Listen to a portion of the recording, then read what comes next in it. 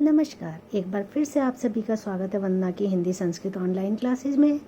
आज फिर एक बार आप सभी के समक्ष क्लास 10th के लिए चयनित पुस्तिका शेमुषी भाग द्वितीय को लेकर उपस्थित हुई हूँ और इस पुस्तिका में से सुभाषितानी के 3 श्लोकों का हिंदी भावार्थ, हिंदी अर्थ और डिफ़िकल्ट शब्दों के हिंदी मीनिंग आप सभी के समक्ष प्रस्तुत करने का प्रयास करूंगी। इससे पहले के 7 श्लोक्स जो 7 श्लोक्स हैं, उनका हम दूसरे वीडियो में ऑलरेडी हिंदी अर्थ और शब्दार्थ, कठिन शब्दों के अर्थ वगैरह बता चुके हैं। तो लीजिए आज हम शुरू करते हैं 8, 9, 10 के शब्दार्थ और हिंदी मीनिंग। तो हमारा श्लोक है सुभाषितानी चैप्टर से, चैप्टर 6 शेमुषी भाग द्वितीय। अमंत्रम अक्षरम न अस्ति मूलम अनौषधम अयोग्य पुरुषः न अस्ति योजकः तत्र दुर्लभः। अब सबसे पहले हम इसके शब्दों में जो भी संधि है उसको अलग अलग कर लेते हैं, जिससे आपको वर्ड क्लियर हो जाए। अमंत्रम प्लस अक्षरम, न प्लस अस्ति, न प्लस अस्ति, मूलम प्लस अनौषधम, न प्लस अस्ति, योजकः प्लस तत्र और दुर प्लस लभा। अमंत्रम, अमंत्र कहते हैं, ये डिफ़िकल्ट शब्द है अमंत्र, इसको समझना बहुत ज़रूरी है। अमंत्र मीन्स मंत्र से रहित, अक्षरम मीन्स अक्षर या ज्ञान। जो अक्षर है वो यहाँ ज्ञान का प्रतीक है, और अमंत्रम जो है मंत्र से रहित, मतलब मंत्र विचारों का समूह होता है मंत्र में। तो जो हमारे विचारों से रहित जो ज्ञान है वो तो पॉसिबल है ही नहीं। तो विचारों से रहित जो ज्ञान है या मंत्र से रहित जो अक्षर है, दोनों सेंस एकदम सटीक बैठ रहे हैं। मंत्र से रहित अक्षर या विचारों से रहित ज्ञान न अस्ति नहीं होता है। कोई भी ज्ञान ऐसा नहीं होता, कोई भी अक्षर ऐसा नहीं होता जो विचार से रहित हो, क्योंकि अक्षर को जोड़कर जब हम शब्द बनाते हैं वही शब्द हमारे विचार होते हैं। तो कोई भी अक्षर मंत्र से रहित नहीं होता, विचार से रहित नहीं होता। नास्ति मूलम अनौषधम, मूल कहते हैं जड़ को, जो वनस्पतियों की जड़ वगैरह होती है ना, जो जिसे आप रूट बोलते हो। और आपने देखा होगा इन रूट को बहुत सारी आयुर्वेदिक औषधियों में यूज किया जाता है। कोई भी रूट ऐसा नहीं है, कोई भी जड़ ऐसी नहीं है जिसके अंदर अपने औषधीय गुण ना हो। हर जड़ के अंदर, हर रूट के अंदर कोई ना कोई औषधि, कोई ना कोई मेडिसिन छिपी होती है, वो किसी भी वनस्पति की हो।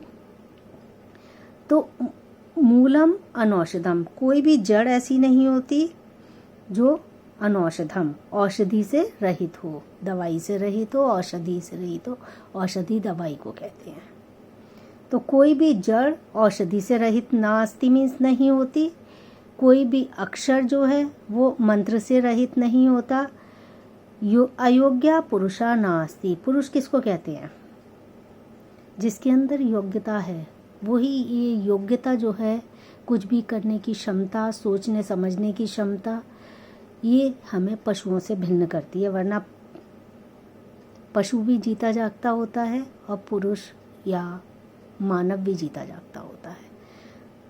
तो पुरुष जो है अयोग्यता, अयोग्य मीन्स योग्यता से रहित।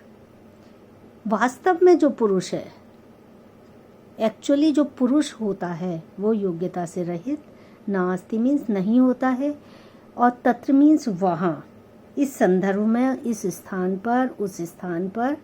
योजकः दुर्लभा, जो योजक होता है वो दुर्लभ होता है। योजक मीन्स सबको जोड़कर रखने वाला। योजक सबको जोड़ने वाला जो तत्व होता है वो दुर्लभ होता है। फिर से एक बार सिर्फ हिंदी अर्थ देख लीजिए इसका। अक्षर मंत्र से रहित नहीं होता, जड़ औषधि से रहित नहीं होती, वास्तविक पुरुष योग्यता से रहित नहीं होता, और वहाँ उस स्थान पर योजक जो है वो दुर्लभ होता है। वस्तु मतलब जो गुणों को उसके वस्तुओं से जोड़ता है, गुणों को व्यक्तियों से जोड़ता है, ऐसा जो योजक तत्व है वो दुर्लभ होता है। दूसरा, संपत्तौ च विपत्तौ च महताम एक रूपता उदय सविता रक्तो रक्ताश तमय तथा। देखिए, संपत्तौ च विपत्तौ च महताम प्लस एक रूपता, रक्तः रक्तः च अस्तमये, रक्तः विसर्ग च अस्तमये तथा। यह है हमारा दूसरा श्लोक। इसमें बताया गया है कि जो महान पुरुष होते हैं उनका गुण क्या होता है। जो महान पुरुष होते हैं इस संसार में वो धनवान हो जाएं या धनहीन हो जाएं, उनके पास संपत्ति आए या चली जाए, हर परिस्थिति में वो एक ही प्रकार के चित्त वाले होते हैं। मतलब बहुत ज़्यादा धन आने पर उनमें कोई भी आंतरिक खुशी बहुत ज़्यादा उन्हें नहीं मिलती है, और धनहीन हो जाने पर वो बहुत ज़्यादा दुखी या आंतरिक रूप से दुखी नहीं होते हैं। उन्हें कोई फ़र्क नहीं पड़ता धन आए या चला जाए। तो यह एक विशेष गुण है महान लोगों का।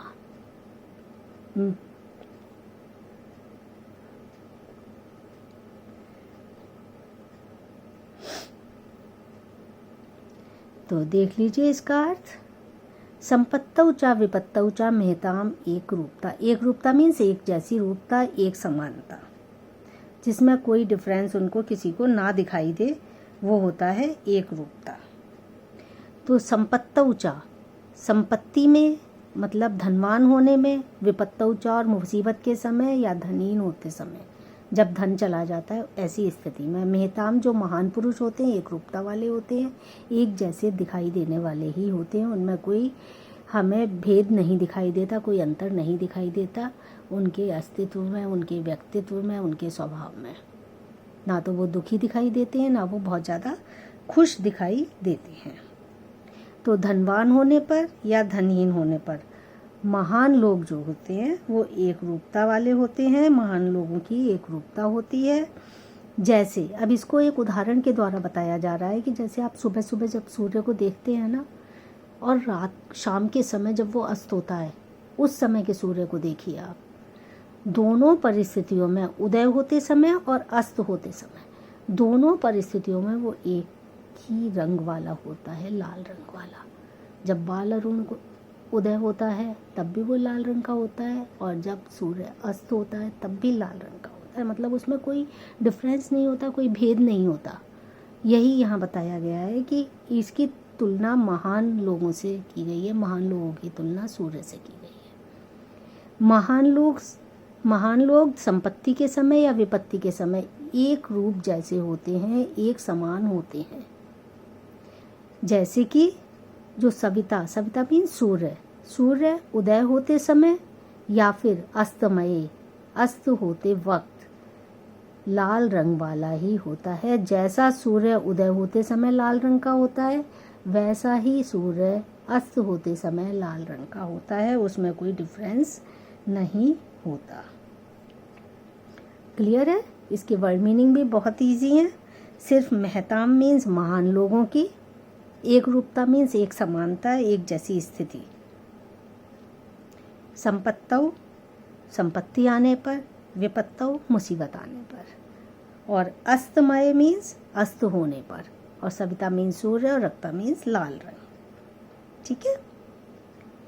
अब हमारा ये अगला श्लोक है, विचित्रे खलु संसारे नास्ति किंचित निरर्थकम अश्वः चेत धावने वीरा भारतस्य वहने खरा। अब इस श्लोक में, ये सुभाषितानी के श्लोक हैं, इनका एक विशेष उद्देश्य होता है लोगों को कुछ ज्ञान की बातें बताना, जिससे उनके चरित्र में सुधार आ सके। तो कुछ लोग ये समझते हैं कि कुछ चीज़ें संसार में बिल्कुल ही बेकार हैं। उसी पर प्रकाश डालता है हमारा ये श्लोक कि इस संसार में बेकार कुछ भी नहीं है, निरर्थक कुछ भी नहीं है। जो इस संसार में आया है, वो चाहे वस्तु हो चाहे जीव हो, उसकी अपनी उपयोगिता होती है। जैसे विचित्रे खलु संसारे नास्ति किंचित निरर्थकम, खलु विचित्रे संसारे, निश्चित रूप से इस विचित्र संसार में किंचित निरर्थकम नास्ति। किंचित मीन्स कुछ भी, निरर्थकम मीन्स बेकार, नास्ति मीन्स नहीं है। कुछ भी ऐसा निरर्थक नहीं है, कुछ भी बेकार नहीं है इस पूरे विचित्र संसार में, इस अनोखे संसार में। अश्वा चेत, चेत अश्वा वीरा धावने। चेत मीन्स यदि कहीं, यदि।